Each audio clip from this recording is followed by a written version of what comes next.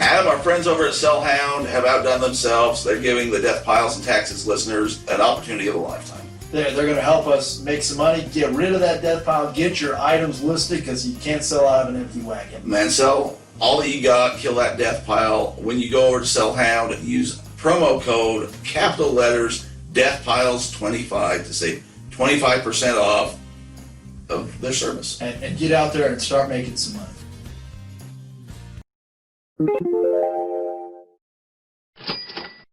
Here comes the money. Here comes the money. Money, money, money, money, money, money, money, money, money. Money, money, money, money, money, money, money, money, money. Money, money, money, money, money, money, money, money, money. Money, money, money, money, money, money, money, money. I'm ready. Are you ready? Are they ready? I was born to be ready. Well, you better be ready because it's Death Piles and Taxes time. A podcast that the only one you'll want to listen to learn how to make money online, to not go to jail for understating your taxes, and to also get the fine enjoyment out of the sultry sounds of one Derek Roy Everett. If you want to listen to us, this is the only one you want to listen to. I will tell you, you're looking quite trim in the face there. Yeah, it's summer. Well, Summer do. Well, it is 100-degree plus today, but my beard is shaggier than your beard. It is. That's true. You're looking like a young man there. I don't know if you saw this or not, but your old pool digging territory, it hit 130 the other day. I saw it was 130. In fact, I had that conversation with my buddy who I grew up with. 130 in Death Valley this week. Ooh. For those of you that don't know, Adam used to dig pools out in Death Valley for a long time, I don't know, for a little bit. Right now, my conundrum is I'm here in my office, and the air conditioning is really, really cold in every office except for mine. So I have 2 fans going right now to make sure I'm cool, not in that 130 degrees. I think it's a nice climate control, about 78 here right now. Yeah, that's about right. If I was any more cush, I'd be... What you're saying is you've gotten soft in your old years. I'm softer than the Pillsbury Doughboy. Nothing wrong with that. If you like 130-degree temperature, there's Death Valley for you, but the rest of us will take a little climate control. That's right. So, what's new, buddy? What's up? Oh, how's that crisp cherry soda pop? Yeah, I mean, it's another week, man. Time keeps on slipping into the future, as they say, and it's been busy. Every time I try to go do stuff, it's just to go do anything anymore. It takes time, it takes effort, but been able to do a lot of online stuff. I think we'll get into some of my sniping. I was going to ask you. I got to figure that out because I got sniped a couple of times and it upset me. I got a system down. I've been doing okay. The thing I like about it when you snipe is it's kind of like when you go out to. I always have to go gambling related. It's kind of like when you go out to play the slot machines or whatever. You have your money that you're going to play, and then you leave the ATM card or whatever at home so you can't keep withdrawing. If you snipe, if you set it up right, and you just walk away and let it do its thing, you're not going to be there bidding. We'll get more into that a little bit. We can get into some detail, but that's a tease. What they call that's a little tease. That's going to keep you guys listening for the next at least 15, 20 minutes. We'll tease on that. I had some good feedback on some cards already. Do you want me to get into that right now? Yeah, let's hear it. Adam's been pretty excited. He, those of you that weren't listening last week, his first real batch of PSAs came back. I'm sure you guys have all been listening, but cards are really hot in the resale market right now, and Adam's going all in on it. And he was pretty excited. He got his cards back, and he was putting some for sale on the. I saw him on the local groups, and every time I see him, I give him a thumbs up. So I've been really pushing hard because, like I said, Granny says you can't sell out of an empty wagon. My wagon is full, but nobody knows I've got any goods to sell. Yeah, you got to get them in front of the right customers. So I have a death pile. In a good way. I've got a death pile that I'm finally... But you're saying you have some good reviews. So what happened? So I've done my due diligence. Like he says, I'm trying on to find my area of expertise, my place that people will buy on a regular basis, the right customers. So I listed on the Facebook Marketplace. I put it on eBay, and then I also did some on Mercari this morning. So I'm trying to figure out again where my best part is. I already have a ton of people watching. I've already had a couple offers come back to me today. Like I literally just listed some of them this morning. But again, it's that, what do you refer to it, fast dime or slow nickel? Exactly. I think it's the other way around, right? Well, I mean, some people do it backwards. No, that's You might be a slow nickel in the fast dime. I don't know. I lived with Pelican for 2 years, so you never know what's backwards there. So I'm really trying to figure out the right way to do it, and getting all these views on my cards, watchers, offers. I will tell you one thing. I got into that Facebook market. You know those like pain in the neck buyers? Yes, I call them something we can't say on the air without offending lots of people. Like, I get it, because like I said, I'll make an offer, and like I said, you can accept it or decline it. Scroll along. Most of the time, it's these people that have no intent of buying. No. They just want to voice an opinion on how horrible of a person you are because you're trying to make a dollar. There's a reason they call you Mr. Scumbag, for a reason. Well, I've trained a clone. I got a scumbag army coming up for next Christmas. So I'm just going to read with you this short back and forth I had with this guy. I've got this PSA 8 Luka Doncic card on Facebook Marketplace for $75. Okay. It's graded, like I said, there aren't a lot of them out there. This guy says, do you take Facebook Pay and I'll give you $30 for it? And I says, no Facebook Pay and no to $30. 75 firm cash. cash. What it says. Okay, good luck selling that for $75, especially a graded 8 card. eBay has a graded 9 by a better grading company for $70. I says, thanks, you could buy that one from eBay. Yeah, I mean, I don't know, these people, and they think that they're and here's the problem, a lot of the stuff on the Facebook Marketplace is like like a flea market or garage sale, and also, maybe that's your card on eBay that's costing more, or a better grading company, that's all debatable. I'm sure he was saying Beckett. It's not debatable. PSA is the best. That's what I think, but I mean, you can debate it.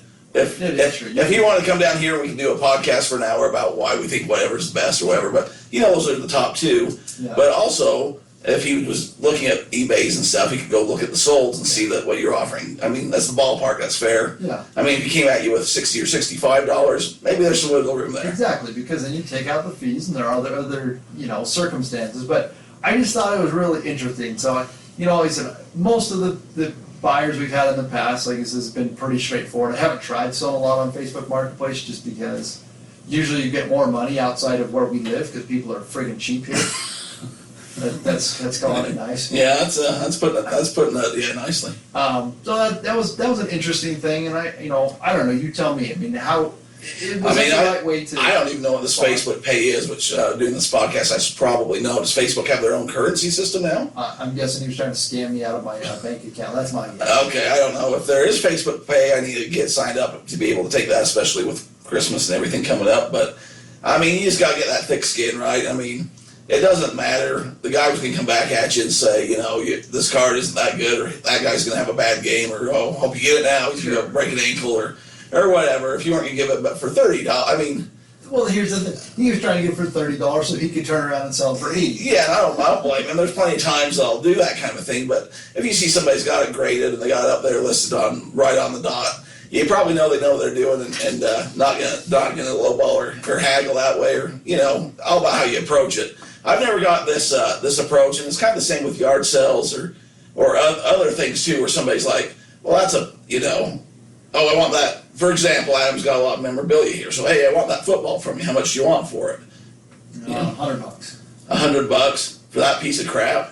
You'd be lucky to get 20 for it. I'll give you 15 right now and put you out of your misery, but there's no way you're going to get $100 for that piece of junk. There's the door. Exactly. But people think if they insult your stuff, or if they lowball you that much, you're going to second guess and think, oh, that is a piece of crap, or I do got that overpriced, right?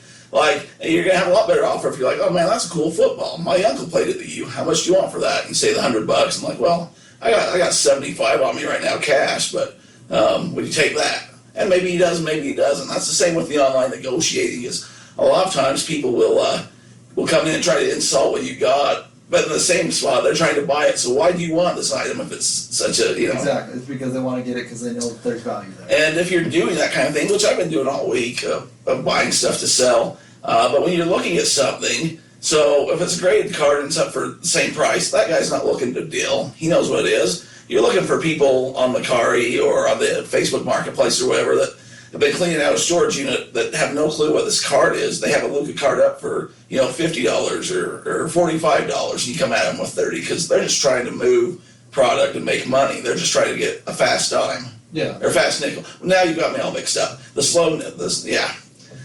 just trying to turn around and get some money really fast. Yeah, they're trying to make money. And they don't really have a niche. They're just trying to move product fast and go on to the next deal. A lot of times if you go to flea markets, which I don't know if there's any that are really open or going, there's these guys that kind of do that. They'll clear out storage units, or they'll go and do estate sales, and they just kind of buy all the leftovers, set up a table, right? And you can just go there and negotiate because they're just looking to clear till the next week and hopefully make a little profit. But if you're looking for this to be your profession or what you're doing seriously, I mean, if you came, even if it's all about your approach, right? Yeah, it's all about your approach. What you wanna do. And Adam's told me this with the local post office and a lot of other things, but you get a lot more honeys a lot more flies. Now I got all my things backwards. A lot more flies with honey than with vinegar. Vinegar. That's it. So, I mean, every now and again, you might just have somebody that wants the money, doesn't want to deal with you, and like, yeah, give me $20, move along. But more often than not, it's kind of like when I'm on this big high school kick with all of our applications of parking lot and all that, right? It's kind of like in high school, there's always that guy that would like go pester the women wanting dates, and like, I believe he's on the friend list. well, I'm not gonna out people. I think he might have been my roommate. Well, but these guys will go up and they'll like, just bug these girls hoping they can get a date out of them. And what do you want, a pity date? They're just trying to get rid of you, and they shuffle along and go. Where if you went up and approached yourself as like, like Trumpy's the women's man from what I hear. But you'd go up there and you get to know them. Hey, my name's Adam. Get some stuff in common, and then you slow sell and say, hey, you want to go out Thursday or whatever, right? Yes. And you get a lot more dates that way. The same thing is online as far as like, hey, your stuff's a pile of junk. I'm doing you a favor. Let me give you $5 here, and I'll take that off your hands for you. Versus, hey, that's a really nice card. Hey, I live in Dallas. This is my man. Yeah. 70's a little steep for me, but what are you willing to do? Exactly. Where are you at? So, and be aware of that. I mean, we got the holidays coming up with that. Hopefully there's a hot toy. That's a whole other discussion. There's some hot stuff coming out this holiday Q4. But when that happens, if you do go online and put it on the marketplaces, which I'd say do because you're meeting the fees and you got the local people, as well as eBay and Macari. I was talking with Mr. Painter this week, and we kind of came to the agreements that, we're not even going to mess with that local stuff here for a little bit because you get this kind of stuff.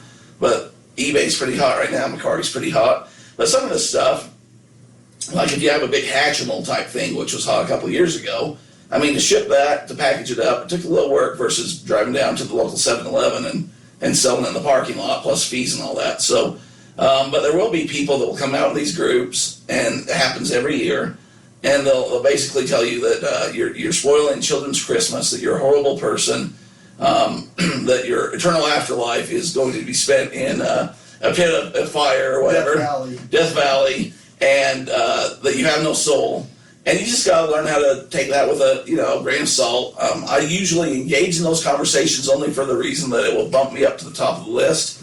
So every time somebody comments on the algorithms that Facebook has, at least in our local yard sales in the past, if anyone comments on something, it bumps you back to the top of the page. And so people would be trying to tell me what a horrible person I was, and I would engage with them to keep them going because it would keep it at the top of the page until it's sold. And so they were really doing me a favor. He is a troll. However, I think it was last year my wife asked me not to do that because she was afraid for my, she thought I was going to get shot, which, I don't know. And so I didn't do it last year, really. I don't think there was really a hot thing that was selling. I just kept everything on eBay anyway. But things you got to be aware of. You got to have some tough skin or don't go in the marketplace or on the indoor yard sales anyways. The marketplace is kind of fine because it's kind of like a classified type thing, but you'll still get people that will send you over messages and stuff. And you will be. There's a lot. I've got a list here. Do you want to go down this list? Yeah, let's go down the list. So, again, there's so many different ways to get knowledge, and that's what we're trying to provide is some things that we've done right, things that we've done wrong. I can't go into any names because I have his permission. I guess I could. It's all, but I don't want to. Yeah, that's all right. Um, If you listen to the podcast, we thank you. Yes, we'll get into that information. But there's some early eBay mistakes. I think there's some things that, again, I think I'm not past that stage because I haven't really sold the kind of dollars amount I want to, but I'm really trying to get into it. And it's just a short list of some things that somebody came up with that I really agreed, I really, really liked, and then we'll get into some cons that, this guy, man, some guy came in and told me how wrong this guy's list was. Well, everyone. Here's the thing, and here's the beautiful part about eBay or online selling. When I say eBay, I mean all online selling, except for Amazon's a little different. We don't really get into that. Mercari, Facebook. Yeah, that's all the same. Do it your way. All right, it's the old Burger King, like whatever works for you, do it that way, and if it works for you, it works for you. No onions, extra pickle. We all do it our own way. So. And there is, like I said, there is no right way. It's debatable whether Yeah, I might not. ESA is better. Yeah, I might not agree with his whole thing, but he wouldn't agree with my whole list. So the first one he talked is sold listings with low demand. He's saying that they're bad purchases. That's always, if you're going to sell items, it doesn't necessarily because they haven't been sold, but you want to look at it and say, well, am I going to be able to sell this item? And I think this is something we talked about a couple weeks back. We focused it with cards, but when you do the scan, because we always say scan, scan, scan. If 3 items have sold and it's maybe it's $100 over what you're going to pay, so you're like, oh man, this is a money pit, right? Or not money pit. Yeah. I'm way off on all the analogies today, but it's like a gold mine. Yeah. But then you go and look and there's 10,000 that are listed for sale and only 3 have sold for that. It's demand. It's supply and demand. And a lot of times when you first learn to scan, you're like, oh, that sold for $70. I can get it for $10. That's usually the first thing that you do. But if you don't look and see that there's been multiple sold, well, you have to see how many were listed. Yep. And if there's only a couple listed, you make that analogy in your head of, okay, was this good? Is it in demand or not? And if you look at only 1 sold and there's 100 listed, obviously, who knows why it went for that much, but yours is going to sit and collect dust. So check, make sure you sold, and again, just because it has low demand, there might be low population. That's what Derek and I have been hitting a lot of, is these low population cards, which makes it more, people want it more desirable. So yeah, I mean that's the same thing. Is what's available out there? What's the demand? Yeah. The other one. This is very spot on. Not inspecting clothes good enough. Oh, I'm horrible at this. Yes. I go to yard sales or thrift stores, and this is one reason I really like my wife to come with me. She's a lot more detail oriented than me. I'd throw stuff in the cart, or I'd be grabbing stuff, and then I'd have to go find her because she'd be like, well, there's a paint stain there. Well, there's a butter stain there. There's a hole in this one. Is that okay? Because if you find, an original Iron Maiden tour shirt, that has paint stains or holes in the pits or whatever, you're going to sell that guy or Grateful Dead or whatever. You're going to still make a few $100s off of it versus if it's Kenny Chesney's last tour that, you might be able to make $5-10, but if it has a hole in it, then you might as well make rags. So good inspection. Good inspection. That's something that you end up redonating or you're wearing holy shirts for the next week. That's right. The other one is not testing electronics in a store. I haven't really gotten into the electronics. It's always sketchy. I try not to do a whole lot just because it is something that you kind of have to know what you're doing. Yeah. As far as like plugging something in, a lot of these thrift stores have plugs and outlets, and I'll do kind of the basic thing. But if it does need to be repaired, I know people buy like the turntables and they're looking for the right needle and stuff. I don't know enough about it. Yeah, it's another niche. We do know. I mean, if you get on and you look at the best 25 items to buy, the most look out for. I mean, they talk about anything Bose equipment. Sure. A lot of Sony stuff. VCRs are always hot. I have several, but I've never listed. Well, and here's the thing too with video game systems and stuff. I have done that in the past, and you probably should set them all up. If you're in a thrift store, you might not have all the equipment to set it up. Sometimes you need to take just a stab in the dark, depending on what the prices are. Yeah. But yeah, feel free. I mean, if the store doesn't let you and says no, you can't try it or whatever, that's a pretty good sign that it's probably not going to work. Yeah, a couple of tips. You said make sure you have screwdrivers, batteries, flatheads. Like I said, if you're going to do it, you're going to. Yeah, if that's your niche. I mean, if that's what you're doing and that's where you're going to make your money, yeah. I mean, come prepared. All education. The other one is upgrading your store, not upgrading. If you're going to do it, like it says, we've talked about it. You can dabble your feet in there. If you're going to try and make money, what I mean by that, when I say money, you could make $500 a month, you could make $5,000 a month, or even more, but you have to put the time and effort. It's all that number of listings. Yeah, you need to get some listings up, and when you do, you need to utilize what comes with those stores. But Just because you're not a premium or an anchor store, I don't think, it depends what you're selling and how much I mean, you can be selling 20 items, but making, a couple hundred off an item, that's just fine. Or you might have, tons of shirts and stuff, and you're making $10, so you need a bigger store. Make sure that you have enough for the listings that you're paying, that you're not costing yourself money, but. You want to do it. Other important thing, this is something we always talk about, is posting daily. Like it says, it all depends on what your commitment level is. How big do you want that death pile to get? If you listed a couple items every day, your death pile is at least getting, there's one thing that motivates your death pile, and I believe that's selling things. Selling things, and also we talk about the eBay algorithm with their search engine and stuff. We don't know a whole lot about it because they're pretty secretive, but we do know the more you list, the more you sell. And if you list daily, it keeps it active, so that should actually boost you up in the rankings to sell more. Yep. So if you're listing, even, I'm bad. I'll just do weekly or bi-weekly, where I'll just list a whole bunch of stuff. I should probably schedule it out and have a couple go each day to keep that fresh, but I'll just dump it on there. It's working for you. It works, but it's not a bad idea if you can just have a couple things, so each day a couple things go in. It's like the old quarter game that we talked about, where you put a few quarters in, they drop, they're pushing over the edge, and eventually cha-ching, cha-ching, cha-ching starts dropping. The Willy Wonka game. So you can put 50 quarters in all at once, or you spread it out over a few days, That's a good idea. Next one is not taking hundreds of pictures at a time. If you're listing every day, you're going to be taking that many pictures. And that's where it comes to how people list, right? So with cell phones and stuff, you can take pictures pretty fast. Some people like to do all the pictures at once and then go back and make a listing. Some people like to take the pictures and do the listing as they go. Yeah. I think that's a personal preference thing. I've got into with the cards and stuff, because on your iPhone it will save them all.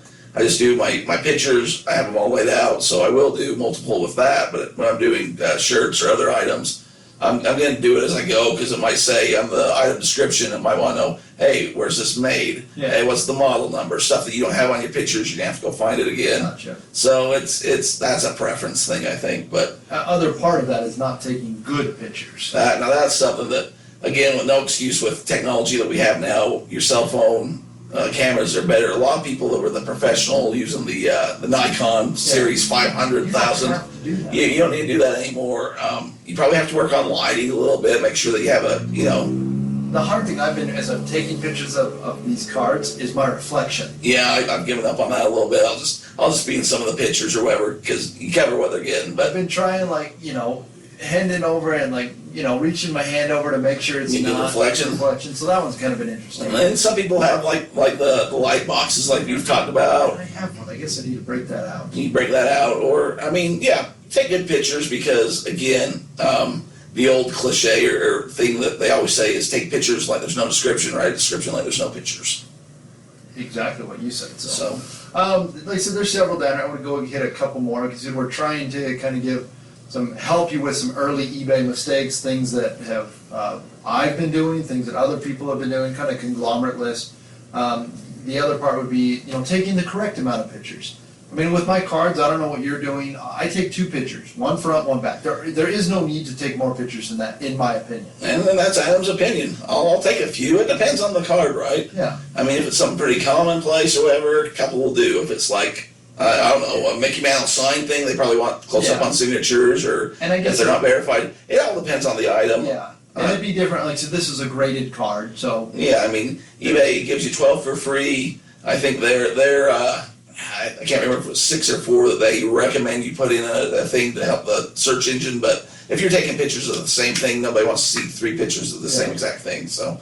That's again, preference. Like you said, the more you do, the better off you're gonna get. But again, if you're showing those, like you're selling Tonka trucks, you want to say made in wherever it's made, because that makes a difference, and you want to show China pictures of the wheels, or maybe they're made in America and worth some more money from back in the 40s. Maybe it says a copyright. Maybe it has a copyright on there somewhere. You want to show all those little things, because some of those things make big dollar differences. So yeah. Talk about buying, diversity. Like I said, until you're really doing this, you don't quite know what you're going to sell. And Derek still sells quite a plethora of different items. Sometimes you get bored. Like right now, cards are going good. We're liking it. We're having fun with it. But a couple of months, it might not. It might tank down. It might get bored. It might get oversaturated, and might get back into video games. Or you got Christmas coming up. A hot toy might come up, and that's where you're going. You gotta be on the pivot. You gotta be able to to pivot. I don't want to get into too many, but can I share the one item that you sold that was discontinued? Well, if I don't want you to, I'll just edit it out like I do everything else. So, no, go ahead. Again, to get into this diversity, I mean, we talked at least a year ago about discontinued food items. Derek sold discontinued iced tea mixes for $119. Yes. That's diversifying your portfolio right there. And if you remember, if you go back and listen to when I talked at eBay, and we did that, I said, you know, one of my bolos was the sweet tea, and somebody in the back told me to shut up or yelled at us and said shut up. So I wasn't the only one doing that. Even with these podcasts and stuff, people are getting pretty secretive about what they're selling and what they're doing. And I get it. It's your the rebuttal of this. It's your. I'll okay. share that with you. It's I get it's your some people's paycheck and stuff, but you gotta be able to look ahead and to find other things. And I mean, I got something I'll talk about a little later. My bolo that I'm gonna finally talk about. I've been selling for about a month. I didn't put it out here because I didn't want the competition, but. You know, it's how it is. I don't know. There's always interesting, and like I said, here's the way I look at it: is I hope that everyone is listening to this podcast is going to take this advice and start doing it. I mean, I'll be honest, even the stuff we're talking about, I don't do it all. I try to do it. I'm learning to do it. But if all of us were doing it, then we're creating the right kind of sellers. The market is huge. Like literally, the market is absolutely ginormous, and. You know, even if you said, well, Derek told me to buy discontinued iced tea, good luck finding it. Well, at this point, yeah. I mean, if you can find it, bulk up on it because it's long gone. Yeah, I mean, even the same thing. I mean, we talk a lot about sports cards. You know what? The more demand it is, the more cards that are selling, the more that is going to be out there. And here's where I come down on that because we've had Mr. Painter in the studio with us. Me and you are selling cards. He's selling cards. Me and him are specifically going over like the same wrestling cards. You know, most people say you're killing your own market or whatever. There's enough out there that we live in the same geographical region. We grew up about the same time. We have the same kind of taste. We're both having success. There's no way I could buy everything that he's buying or he could buy everything I'm buying and keep that flowing. So, yeah, I mean, just helping somebody out, you know. You learn from each other. And that's a good thing. You can share stories and what's worked and what hasn't worked for you and you know, dare to list a little higher. That's one thing I've learned from him. This recent one is man, he's going for it. He's hitting that fat pig, as they say. So he's getting it. So here, my next one. These are kind of really my pet peeves. Like it says, I've been buying a lot, so I'm getting a lot of different packers, and some packers are good, and other packers are just not good. My favorite's Todd Packer.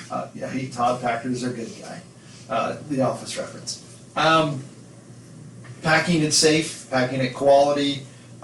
Using your eBay supplies. Derek always talks about using your eBay supplies, but again, make sure that when you're shipping something, you want it to be safe, you want it to arrive safe, but don't make it like impossible for the person to open. Like when PSA sends you something. Oh, yes, that was, well, I get it. Like I said, I had a knife, I opened it, but it is very, very safe. But it didn't have like Scotch tape around everything. I hate when I get stuff from Scotch tape because then I have to take it out of the container, re-put it in another thing, so know what you're doing. Safe and secure, but have a place where they can cut to open.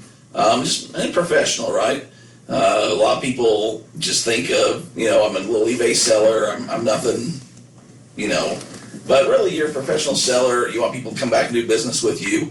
Just send something how you'd like it to arrive. It doesn't have to be crunched up in a grocery sack, duct tape, or anything like that. So this is going to be the last one we're going to hit on. Again, these are eBay early mistakes, things that you could, take it for what it's worth with doing. But some people list like their tote number or their area that they have this stored. How do you, obviously we know because Inventory. We did have the great epiphany. I don't know if we brought it up, but Derek did find his $500 bill. I did find it. I don't think we brought it up last week. He lost a $500 bill. He sold an item, but he could not find it. I've done the same thing. I've had 2 items that I couldn't find. Some people are suggesting that in your pictures, one of your 12, you take a picture of the tote that it's in and you know where it is. Where or how would you suggest people take care of that? I'd suggest find what works for you and do it. I need to do a better job of this myself, obviously. True. But in, how many years have I been doing this now? I've only had like 2 or 3 that I actually could not find and could not send out. And last couple weeks, that $500 was a huge one. It was an eye opener. Huge. That this can't happen because that's $500, right? So how do you do it? How do you keep track of your items right now? What happens right now is I have areas. So I have a closet where all my sports stuff basically will go. So I got certain spots where I'll put things. I got like my concert shirts all in one against each other in alphabetical order. So you go into the closet, get them, and then come out and know where they're going. Know where they're going. I have all sports stuff in a certain spot. I'll have totes where I try to put things like together. However, that's not the best inventory system. Because if Holly had to do it, then she doesn't know your system. Exactly. If I die tomorrow, who knows where I put it. It makes sense in my mind, but it might not make sense in somebody else's. Holly, I've got $300. I'll take it all. A lot of people do have some sort of an inventory system where they'll have it, bin 1, 2, 3, 4, ABC, however you want to do, up, down, left, right. And I think that's a good thing to do. I think that's a good thing to do when you're getting into it at first. And yeah, there's little places on your item descriptions on when you're listing something where you can put in, hey, put this in tote 2 or the green tote or whatever. What he's getting at is whatever you're going to do, make sure you're doing a system. And be consistent with it. Yes. Because the amount of time that will take you when you can't find something to go and find it and tear apart through every tote, 20, 30 minutes, that's listing time or lifetime. That adds to the price of what's costing this. It's costing to ship. It's taking your time. Time is money. So you might be making $5. By the time you go and look for something for 2 hours, is the $5 really worth it? Yeah. Time is money. So do some sort of a system, some way for you to know where items are, so you don't have to. Anyways, getting through all of that information, Derek set us straight. He knows what's going on. We better hit a break. I think we've earned it. We better hit a break. Come back and.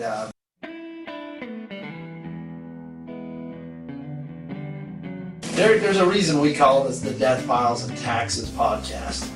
Well, why do we call it that, Adam? Because for the rest of your life, and even the year that you die, you have to file your taxes.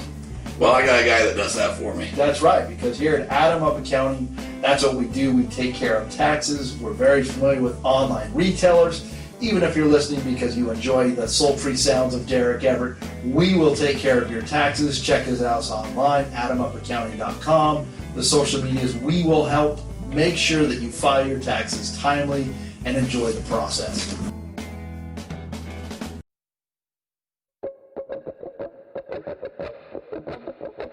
Adam, if we've learned anything the last couple of months, it's that we've been paying too much for things. People are looking to save money. That's where our friends over at Visible Mobile come in. People are paying crazy amounts for cell phone service, and they just realized how much money is going out that door. Go over and check out visiblemobile.com. Look at their plans, look at what they have to offer. If you like it, remember it was us at DeathPiles and Taxes that sent you. You're going to want to use our promo code BVWBQ. They got specials all day long. Just go see what they have, and if it works for you. And great, because I'm on a cell phone and I need to pay less money. Well, welcome back to the second part of DeathPiles and Taxes. And we're back for the second part of DeathPiles and Taxes. Whoa, you're getting in the red over there. Yeah. They say they like it when I get a case of the red behind. I'm going to say one thing. You cannot pull the wool over on Uncle Sam. I'm not going to get myself in any trouble. Well, I may or may not have just overheard, but some people, man, I don't know how you do what you do. I think some people think, like when you're usually playing with, your kids, your nieces or nephew, there's that cute little trick, like you'll grab their nose and you put your thumb in there. I got your nose. I got your nose. I think some people think they can do that with the IRS, but they are just bone dry stupid. Well, if you have a lot of assets and you have to show that you own a lot of assets, like if you just live on the street somewhere and you have a secret hoard of millions of dollars, the government's probably not going to put that one together and stuff. Yes. If you live in a nice house and you have properties and you have automobiles and you have businesses and motorcycles and let's say a Harley Davidson motorcycle, and you're driving all around town, and then you go to the IRS and say that you make less than a kid in college, that dog just don't hunt at him. That's the biggest DeathPiles and Taxes. I know we try and get into the fun part, you know, Wow. eBay is always like the fun part and selling. And if you're out there, okay, I know how it is. You're selling stuff. You're probably trying to get a little ahead, or you're doing this as a business, but you're wanting to know where you can get away with things. I know we all have to pay taxes. Everyone wants to write off things. They want to feel like they're getting one over. Or they're a good business person. I got your nose, IRS. That's where you have somebody like Adam, or you have whoever. But I recommend Adam if you hear the commercials. We strongly recommend Adam Beasley, Adam Up County. But talk to somebody like that before you go out and file your taxes and say, okay, it shows here that I made $10,000 this year, but it shows over here that I brought in $100,000. Am I going to have any problems? And somebody like Adam's going to say, yes, where did the $90,000 go? Yes. And if you can show where it went and that's all you made, maybe you're not the best business person, but you can show it on paper. Excellent point. Paper trail is everything. Make sure that you can document your stuff when it comes to online selling, same as any other thing. Adam's been saying it for years. I heard somebody the other day saying how you don't need to have receipts anymore or something like that. Take pictures of your receipts. That is a skewed statement, okay? Like I said, I know I've mentioned this. Credit card statements are wonderful, but especially the business that we're in, they always want to know about sales tax, like charging sales tax, you pay sales tax, use tax. These are all taxes that you probably don't even know about.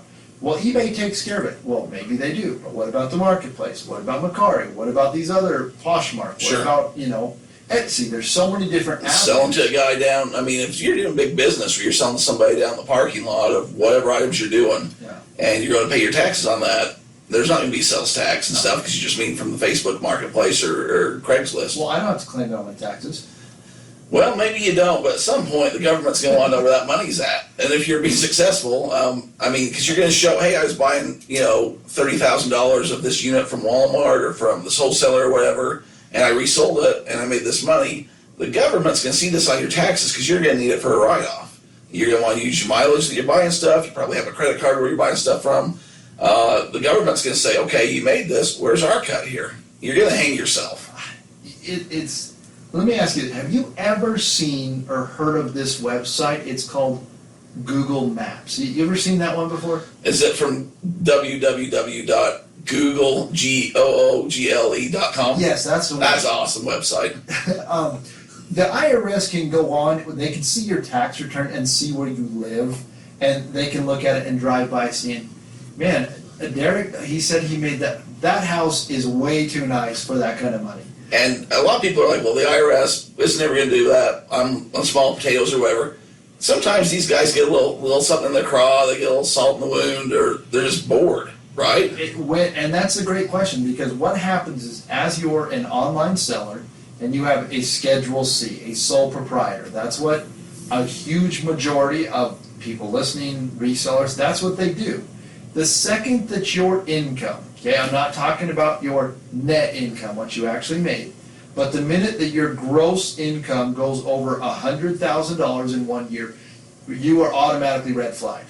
The IRS, that's like a ticker. That's like one of the audit triggers. Is not saying if you make $100,000 come in, you're going to be low, but that's one of the tickers. And that's the other thing that Derek mentions is the ratios, the percentages.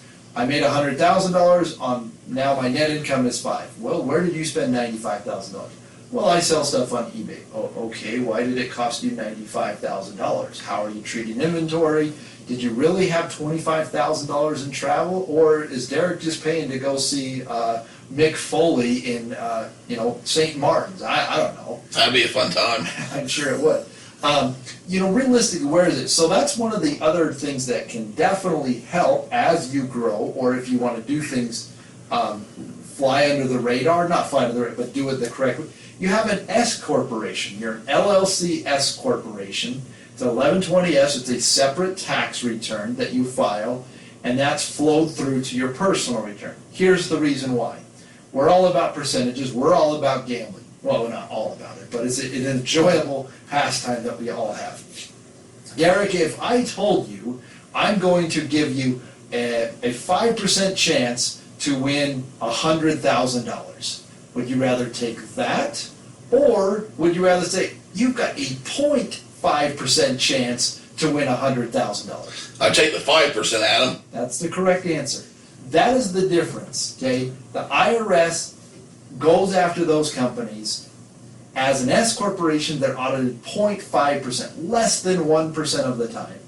Those sole proprietorships, again, that $100,000 mark, 5% of the time. That's just the ratios, that's what it's worth, they publish the information. So as you grow, you want to make sure you're flying under the radar, you're doing the correct things, and it would behoove you to set up a business correctly. It'd be advantageous. To make sure you have an S corporation, because it's going to save you time and money, and it's going to take away that scare factor of, hey, Derek, guess what you just got? You got a letter that says you owe 40 grand because you lied on your taxes, and guess what's going to happen? It doesn't just mean for that year, because it's not like all of a sudden you have a come to Jesus moment, oh, I better fix that. You've probably lied in previous years and in future years. And that's the thing, too. You're thinking, well, they didn't audit me this year. They're not proficient or fast. Like, you might get audited from 2015 or something, and then the can of worms has been opened. It's kind of like when we were talking before the break about, when you're doing your inventory, you can make up for that lost time. It's going to cost you a lot more in the long run. Just do your taxes right the first time, and you're going to save yourself all that time and try to come up with where this stuff went, not doing the receipts. Get yourself a good accountant. It's like a good mechanic or a good cook. You just want to have that in your back pocket. So if something does, if you get that letter saying, hey, you're being audited, you call up Adam and say, hey, why are they auditing me? He says, I don't know, but we got all your stuff. All your ducks are in a row. Any problems? Yep. And if you don't have any problems, you have no reason to be worried. If you say, oh yeah, I forgot to mention a few things, then, Don't lie. Like I said, just like you're not going to pull a fast one over. I get it. I understand. You got to be within reason. Paying Uncle Sam, being an American, living here, we all got to pay our part. And there's legal ways to go around. Like, there are legal ways. It's not, pulling a fast one, but there's legal ways to take deductions. There's legal ways to take your trips. There's legal ways to buy your Harley, buy your houses, deduct this, that, or the other. Just do it right. Don't say on your sole proprietorship, how many miles did you drive? I drove 15,000, exactly 15,000. Darndest thing. And of that, 90% of it was for business. Really. Just put yourself in their shoes. They're looking for the easy person, too. They don't want to do a bunch of work. $100,000 on that 5%, that's what I'm doing. So you have those red flags, and you start diving into it, and you're like, well, that doesn't add up. That doesn't add up. That doesn't. We're auditing this guy.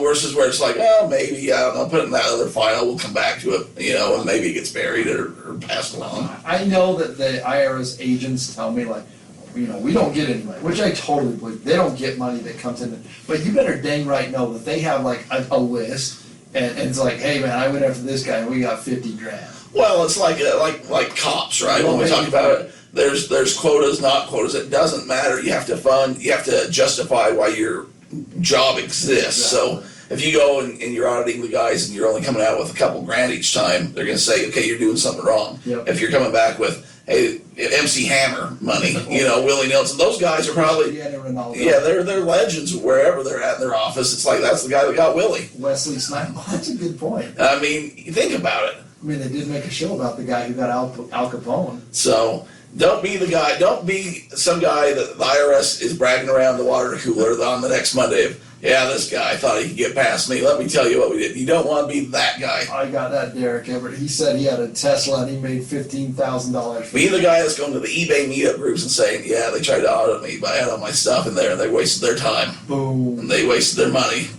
They're never coming after this guy again. That's right. Well, that's the ungiven rules, the taxes part. Like I said, we don't get too heavy into it because it is not that fun. But the IRS is either your greatest business partner or your worst partner that you hope becomes your ex-wife that you're never going to get rid of and you're going to pay alimony forever. Oh, man. Don't screw it up. Yeah, so let's get into sniping. Can we get into sniping?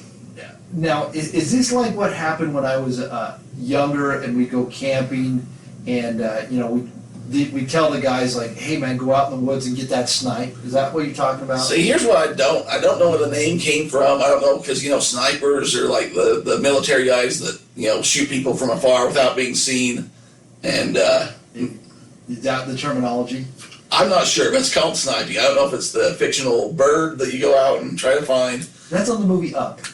What is? Sniping, the snipe. Oh, there's snipes all over. Yeah, King of the Hill. Kevin. Yeah.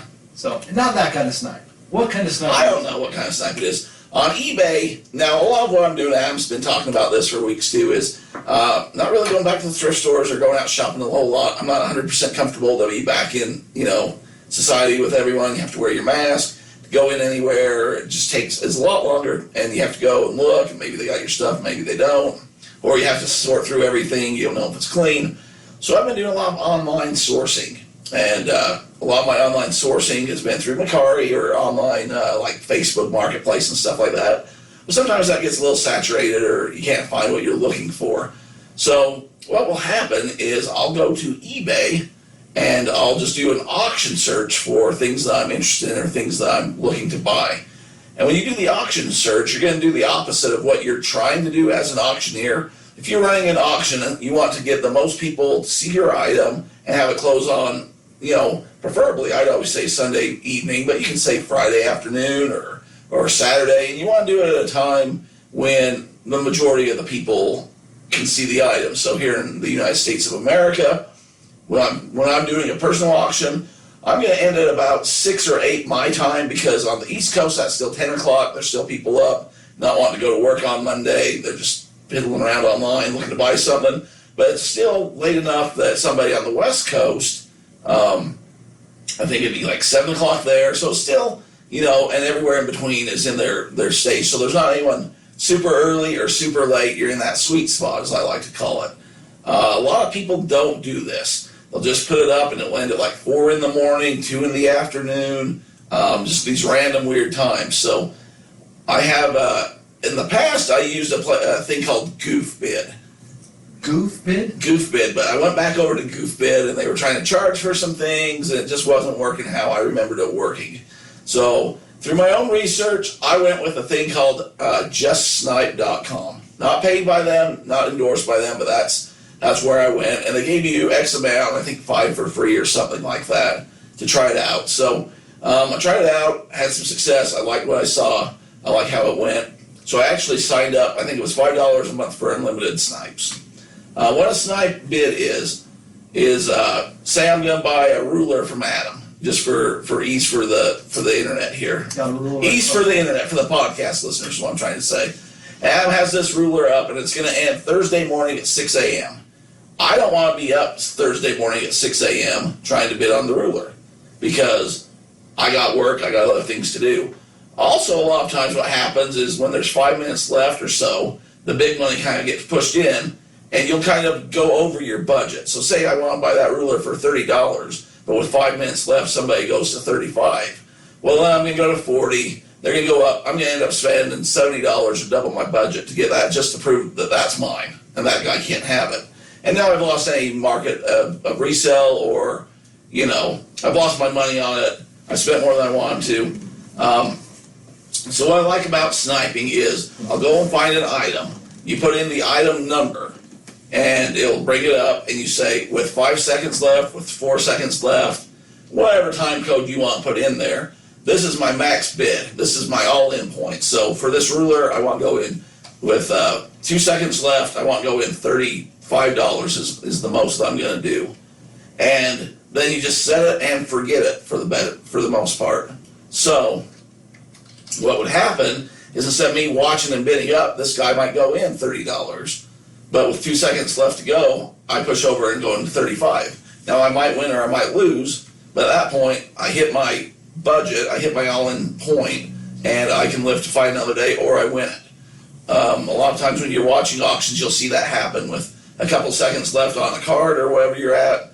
You think you have it for $10, and all of a sudden it just jumps. So again, what was the website? What are the part that you're using? What I'm using right now, I believe it's called Just Bid, or Just Snipe. Snipe. Just Snipe. Again, I'm pulling it up, and there's several of them. So let's. Yeah, there's plenty, and you can go find which ones you want or what works best for you. Again, I'm not endorsing or paid by these people. If they'd like to, they should be more than happy to come on here. I was using, like I said, GoofBid previously, but this one seems to work for me. So Adam's going to bring it up here, and we're going to do a little tutorial. Just snipe. Because the reason, Derek had talked about is I've been trying to buy some things, and I've gotten sniped on a few things that You know, here, I'll just give a good example. Like I said, I'm a very example-oriented person. I was, you know, looking at some cards, and there was a couple that I'm like, oh, that's pretty sweet. I guess I want that. And it ended up really ticking me off because the one I didn't win, the one that I was really, really interested in, is a Zach Moss card. Oh, I probably got it. I probably sniped you for it. Please tell me you didn't, because I'll sell it to you. my max bid was $15, and somebody came in at $15.50 when there was Ooh. 3 seconds. Yeah, they sniped you. I'm like, you gotta be kidding me. Like, I lost out on this card by 50 cents. And see, they probably put in like $19 max or whatever. Yes. And so at the end, it just pushes in enough to win, unless it goes over, which sometimes happens. Yeah. But if you have a budget, that's a nice way, because you get these bidding wars, Yeah. which as a seller we love, but as a buyer or somebody that's going to resell, you can't get caught up in that, or you're going to lose a lot of money. So I've just sniped, like I said, if you really find an item, and it's always, you're coming from the guy, like, behind. You're not the guy that's winning. You're the guy who's not winning, but you don't want to get in that bidding war and bid when there's 3, 4, 5 minutes. You're the guy that comes in when there's like 5 seconds left, and you just automatically, you're going to win. Yeah, you push all your chips in. And that is if your bid is higher than what their Max is. Another thing is, yeah, if you do it on eBay, it'll say what's your max bid, right? And somebody will put $30 or whatever. Oh, and you gave me this tip. You do a little bit of change or something in it. I think that was Painter. He did it odd enough because that was when Pelican was in here. If you have when the auction ends, so if you were to tie, tie goes to the first bidder. So that's where sniping could get you, is if somebody has an odd number or you tie, if they had the first bid in, they would technically win that auction, where you coming in at the end would not. So that's something to consider. If this is something you have your heart set on, you know, there's a few things, but it's a game. It's hard because I've had to learn to let things go, yes. which I guess it's another play. Let it go. I saw somebody did that. So that's the beginning of the sniping. Now, I did something that I haven't done since we sold the McDonald's mat. I put my Luka Doncic's PSA 9 card on an auction. So I just put that up. You can follow us on Facebook on DeathPiles and Taxes. Hey, they're there on the show notes. We have our stores linked. I wanted to right there on the thing. You can Which a lot of other podcasts don't do. Yeah, I said you can go right there. You can see exactly the item that I'm talking about. I looked it up because I know what you said. You said you want to make sure you have a good time. I put this up. My auction is going to end, and I had to set it late. I listed this item about 9 o'clock this morning. It's about 3:30 right now. I made it to where this item wouldn't show up until about 2:45, and it's going to end in 5 days, which means it is going to be going on right during the Dallas Mavericks playoff game. It's going to be right probably the second quarter when this auction is going to end. Hopefully Luka's having a great game at that point for Luka's you. having a good game if he's already had a couple, but that's what Derek's talking about, is that just got another like. Look at that, man. There you go. And to what am I trying to say here? Oh, to schedule an auction, it costs you 10 cents. Yeah. A lot of people don't want to do that because it's 10 cents. Yeah. I mean, put it in the prime time where you can get prime eyes. Like Adam's saying, he's scheduling his for a playoff basketball game with the player in it. Yep.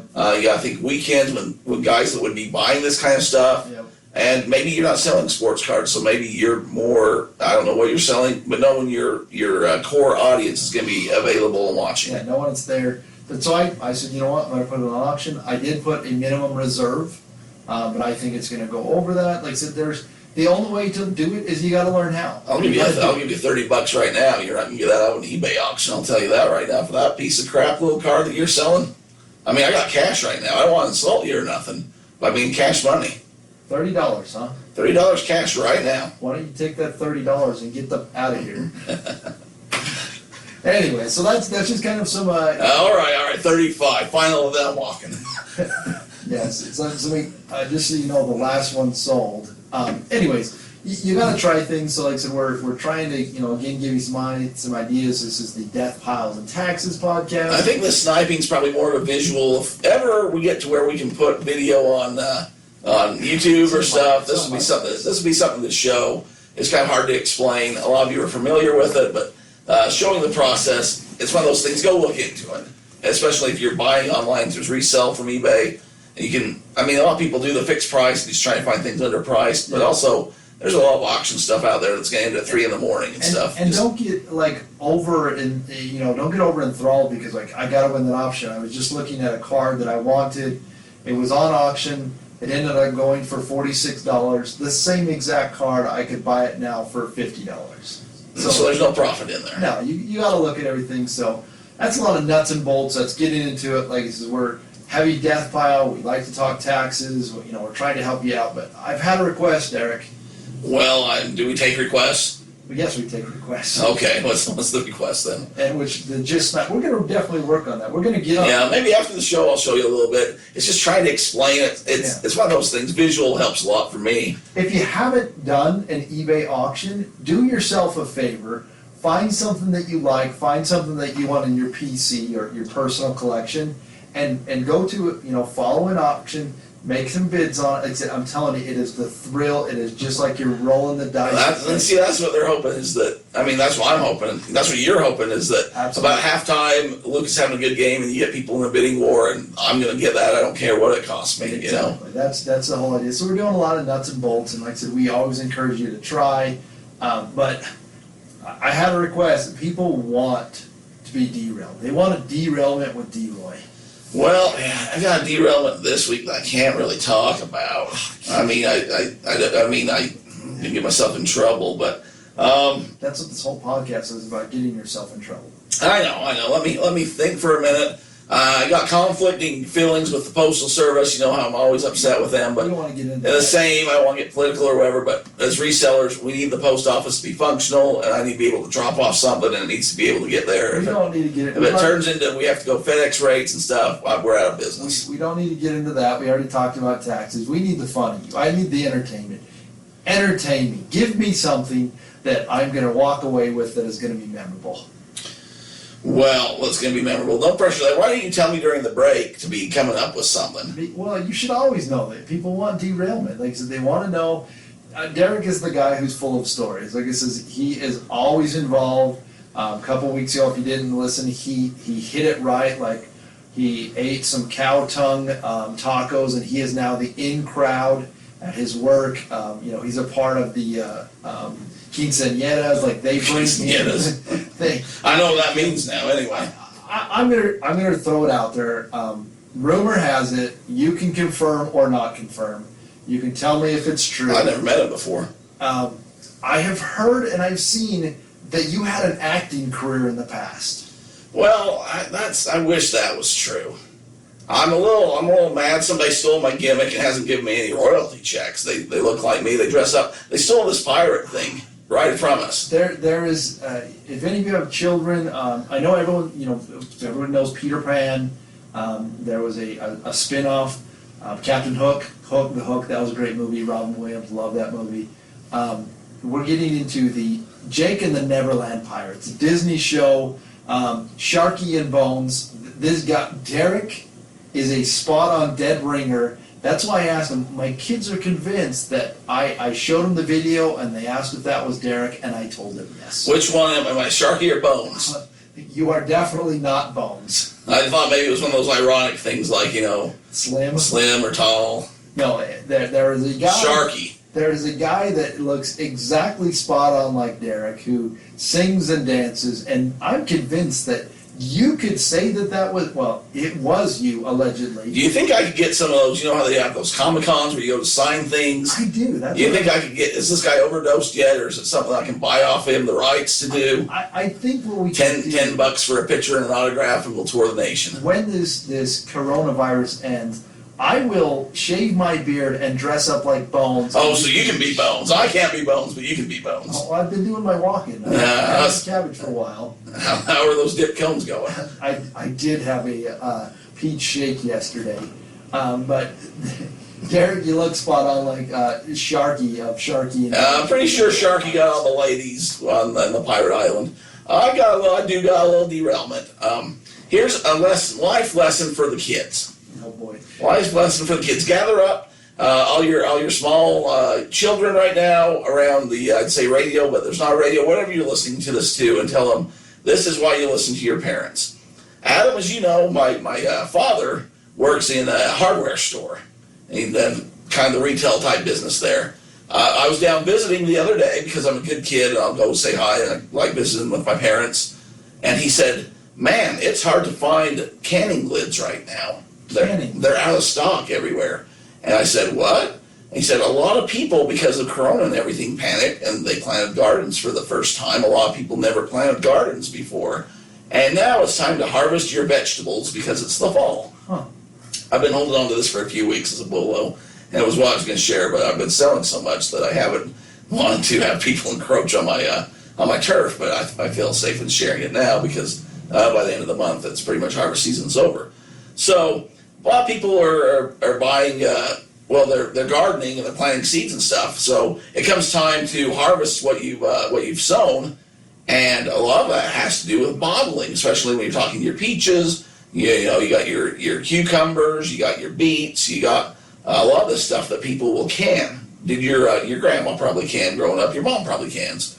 My mother-in-law does excellent green beans, corn. Oh man, there's so many good things. So what happened is the stores didn't foresee this demand for canning products, and so there's shortages on mason jars, your ball mason jars, on your canning supplies, on rings. But what I've focused on, because it's easy to ship, they're lightweight, they're cheap, Very small. it's just the lids. And you can get a pack of lids, 12 pack for about $2.99, $3.99, depending on what brand you go with. And I'm able to be selling those right now for about $10. Huh. So I've been selling a lot of lids and making that profit off of them enough that we bought out grocery stores that do have them. I just went and bought, a case. I had my brother who's, out there helping me out do stuff. He went to a couple grocery stores and bought a few cases for me. And they're easy to list, especially when you have one item. I can put up 100 just as easy as I can put up one. And so, because I was listening to my parents, and my dad said, hey, we can't get these in the store. They had a couple there. I did a quick scan. I said, oh yeah, there's a demand here for these. So that's my derailment, is I listened to my parents, and because of that, I found a bolo that not a lot of people were able to jump on or know about. He since sent me pictures of Facebook groups and stuff where people are asking where they can get these items. And I'm able to stop in there and say, hey, I got some for sale, or you can go on eBay, right, and find them. But it was one of those things where the window was so short, I didn't want a lot of competition, so I haven't been saying it. You're letting people know. So that's my derailment, I guess, is listen to your parents' kids. They usually know what's going on. Even when you're older and think that you have it all figured out, you can still learn from your parents. And because of that, I'm going to have a great, I always have they thought I was going to have a summer party this year because of things happening. I didn't, but I take all my quote-unquote employees out for Christmas. We have a Christmas party where we usually go over to the local steakhouse there. I say, order whatever you want on the menu on me. We get some prime ribs, some steak. They usually have some music going. We'll go look at lights afterwards. So not only that, but my father's been providing me with a lot of bubble wrap and a lot of cardboard, which, is worth its weight in gold. So And purses. So we're gonna have some new people at the company party this year, Adam. It's gonna be a good DeathPiles and Taxes party this year. We got Corona took away the baseball game. It was gonna be that big. First pitch. I was first pitch for the Ormals. They told us we'd overthrow the capacity numbers, so they didn't allow us. So They canceled the whole season. yeah, We were gonna go out and thrift store with listeners. Yeah. Eventually, this is going to come to an end, and when it does, we're going to have a good time. But in the meantime, you got to keep your listings up. You got to keep your stores up. I was listening to the eBay official podcast, whatever you want to call it, and they were saying that they saw with the Corona the numbers, basically went up. I think it was 20-something% of people. Huge. Biggie. It went from 17 to I think 22, 25% of people that do all their shopping online. So it's grown. It's growing. We always talk about the fourth quarter, the holidays are coming up. Get sourcing that stuff. I know everyone thinks you're crazy, but another thing is with the hot toys, I know we always talk this way, is I don't have kids, but a lot of you do, and watch what your kids are watching and what's being advertised to them. That's a good idea. Because there's going to be ads and stuff that come up when they're watching their Peppa Pig or what's this guy, Blippy?